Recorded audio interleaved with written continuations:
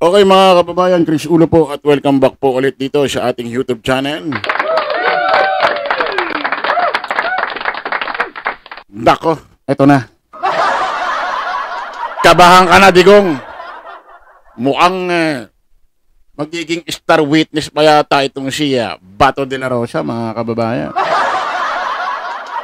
Kasi mga kababayan, kung meron man pinaka-the best na maging testigo dyan sa kinakaharap pong kaso ni Digong dyan sa ICC, The Hague, Netherlands, yung tinatawag nilang kasong Crimes Against Humanity. Walang ibang po pwedeng mas maganda, pinakamalupit, pinakamatinding testigo or a star witness. Ito hong si Bato de la Rosa. Kasi siya yung PNP chief eh. Kumbaga si Digong, tapos Bato de la Rosa. Dako, pakinggan nyo itong balitang to mga kababayan.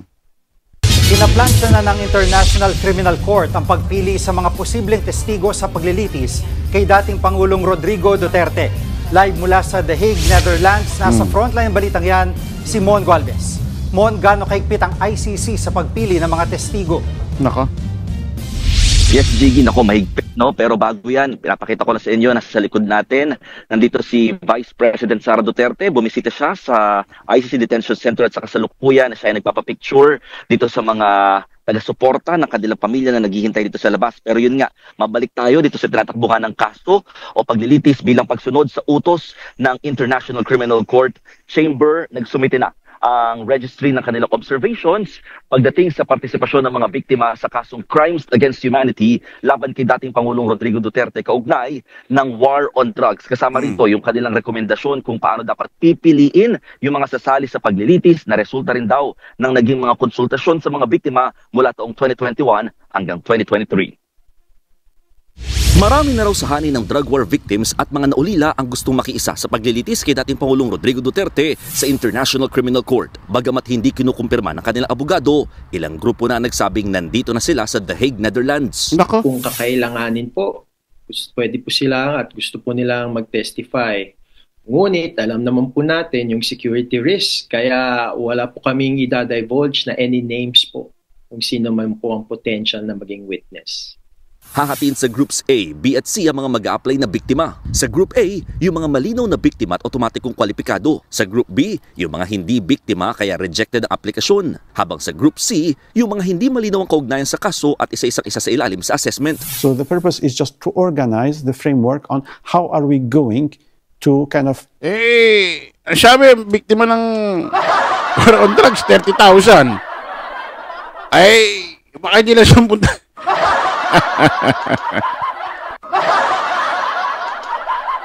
Putik, baka hindi lang 10 taon nang itagal ng kaso. Baka abutin ng 10 years yan. 10 years. Baka abutin ng ano yan, 15 years. Okay, 30,000 daw ang biktima. Ay, marami-rami yan. Tabi natin. Prepare for the victims to be able to present their applications to the judges in order to seek the possibility of to participate. May application forms ito na dapat tiyakin ng prosekusyon na masusunod. Yung kaanak po ba nilang namatay between November 1, 2011 hanggang March 16, 2019. At namatay po ba dahil sa war on drugs na sa ilalim ng DDS ni Duterte at sa ilalim po ng Philippine State Policy ng Presidente si Duterte. Sa patakaran ng ICC, prosekusyon ang tutukoy ng ipepresenta sa korte. Pinahihintulutan din ng ICC na abogadong kumatawan sa mga biktima. Hindi po kailangan pumunta. Kung meron talagang heightened security risk at kung meron naman pong online na facility. Ay, nakakapagtaka pa nga dyan, mga kababayan, mga ka-analyze. Halos lahat ho ng biktima ng war on drugs, extrajudicial killing, especially yung mga nagdemandang pamilya, puro mahihirap. May nabalita na ba kayong biktima ng war on drugs, extrajudicial killing na may kaya sa buhay o mayaman? Wala eh, no? Ibig sabihin talagang yung pinuntirya lang ng war on drugs, extrajudicial killing, mahihirap lang talaga. Sabagay, bakit mambibiktima siguro sila ng mayaman? Mamaya may makabunggo silang mga kumpare ni ganyan, kumpare ni ganito, kumpare ni ganyan. Doon sa lugar ng mahihirap, talagang malamang wala silang makakakilala doon eh. Especially ito sila Digong, sila Bato. Malamang wala eh. Ay, di nagtaka. Yung mga biktima, puro mahihirap. Oh. Ano yun? May mga adik, may mga gumagamit ng ano, puro sa mahihirap lang, walang mayaman. Naloko na! Kaya itong administrasyon hindi kong mahihirap lang talaga kaya nito eh. Tuloy natin. Paglilinaw naman ng ICC, pwedeng maghain ng motion ng depensa bago mag-confirmation of charges sa Setyembre. Kabilang dyan ang pag-dismiss sa kaso o pag-request sa interim release ng dating Pangulo. Hindi raw ito ang unang pagkakataon na nakapag-issue ang ICC ng arrest warrant sa mamamayan ng mga bansang hindi nila membro. Pero lumalabas na si dating Pangulong Duterte ang kauna-unahang suspect na naaresto at nadala dito sa The Hague mula sa isang non-member state. Kaya hindi maiwasang magbabala ng kaalyado ni dating Pangulong Duterte. Putik, si Digong Palaboy naman, no? Una-unahang nabitbit na suspect kahit hindi nakaalyado daw.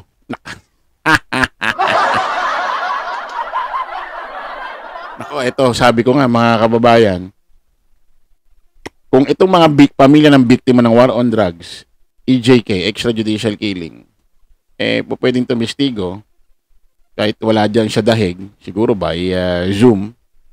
Ang pinakamaganda dyan, may tumistigo na sa operation.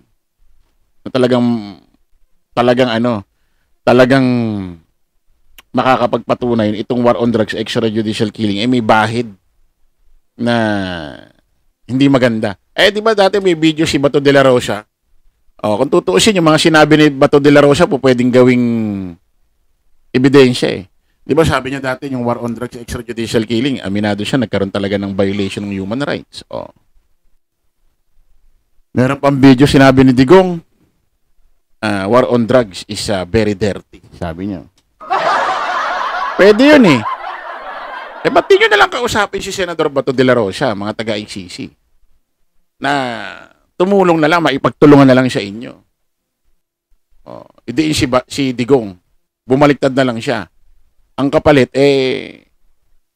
kalayaan or hindi na siya kasama rito sa kasong ito.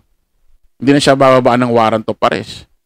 Ba't di nyo kausapin ng palihim? Ba't hindi kayo gumawa ng middleman para kausapin si Bato? Malay nyo naman, di ba? Total ganun naman sinabi ni Digong eh. Siya raw aako lahat eh. Di hayaan mo na yan, Bato si Digong. Di ba? Maging star witness ka pa, bida ka pa ngayon. Ano sabi ni Bato de la Rosa dati? Pakinggan natin ha. It is just unfortunate that in this war, lives will be lost. Lives will be lost because war on drugs is very dirty. Narinig mo? Pwede raw talagang may mawalan ng buhay rito. Because the war on drugs is very dirty. Masyado raw madumi. So, iintindihin mo, i-analyze mo mga ganong salita. Pwedeng may mawalan ng buhay. Ibig sabihin, pwedeng mayroon talagang may magkaroon ng mga may mamatay dyan ng mga pwedeng inosente, walang kasalanan. Tapos sabi niya pa rito, the war is very dirty. Ibig sabihin marumi itong operasyon na ito. Namin nyo. Kung tutuusin kahit hindi na tumistigo si Digong si Bato laban kay Digong, hindi na siya maging star witness, yung mga pahayag niya lang eh. Pwede nang gawing ebidensya ito eh. Para na rin siyang tumistigo rito, para na rin siyang star witness dito eh. Si Bato de la Rosa pa naman, minsan pag ini-interview, minsan may nabibitawang salita na hindi niya alam pwedeng magamit sa ICC balang araw kay Digong. Katulad ng mga yan. Pwedeng magamit yan. Nagtuturo pa nga pumatay si Bato di ba?